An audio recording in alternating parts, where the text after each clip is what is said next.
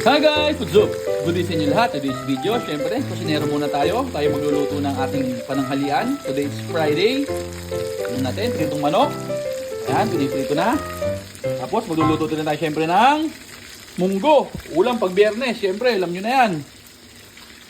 Ayan, mga sahog ng ating munggo.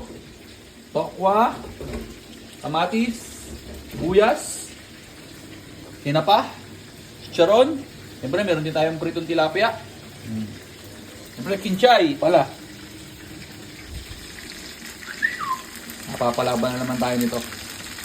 Kain na naman to. Siyempre, nakasaing na rin tayo. Kasi, nung oras na, tanghali na. Nanay Rachel. Deo. Nanay, say hi. Hi, kuya. Papasok na. Sa cellphone.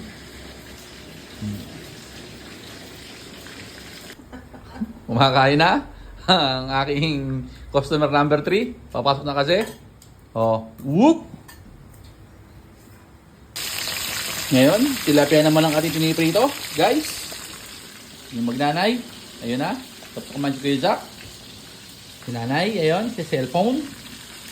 Tokwa, naprito na rin natin. Oh, yung munggo, gigisayin na natin. Tapos ng pakuluan. Let's go!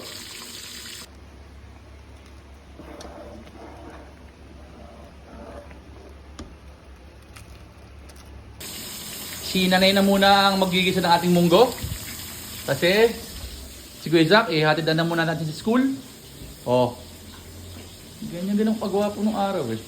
Oh.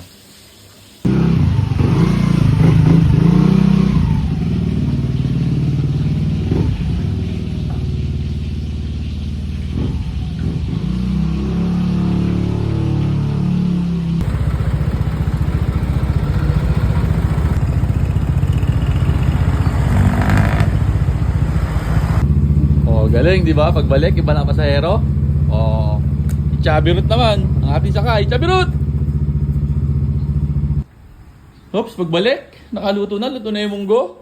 Nakahain na, kakain na kami. Oh, si ate, naiwan doon kila mama. Doon daw siya kakain. Chabirut lang ang naiwan. Oh, let's eat, let's eat! In the name of the Father, the Son, and the Holy Spirit, Amen. Lord, naman salamat po sa binibigay niyong pagkain. Hiling po namin, Pasos na po ito sa mga Jesus, Amen. Praise the Holy Spirit, Amen. Let's eat, let's eat! Ubus mo na. Yun, okay na. Kaubos na kami. Sarap ng aming kain. Sarap ng combination talaga ng isda tsaka ng munggo. Sabi Ruth, ano masasabi mo? Sarap. Nanay, ano sabi mo? Sarap. Busog. Siyempre, after kumain, bawal mo upo. Ang sikreto dyan, magsampay. Oh, sampay tayo. Diba? Ano naman po, nag-uurong? Vlogger eh. Yeah? Ikaw kaya mag-urong? Ayaw. Bakit? Siyempre ngayon, chill time na. Inayos natin si Sabsab para pumasok ulit sa school. So, okay na, pasok na tayo. Magsapatos ka na, tara na.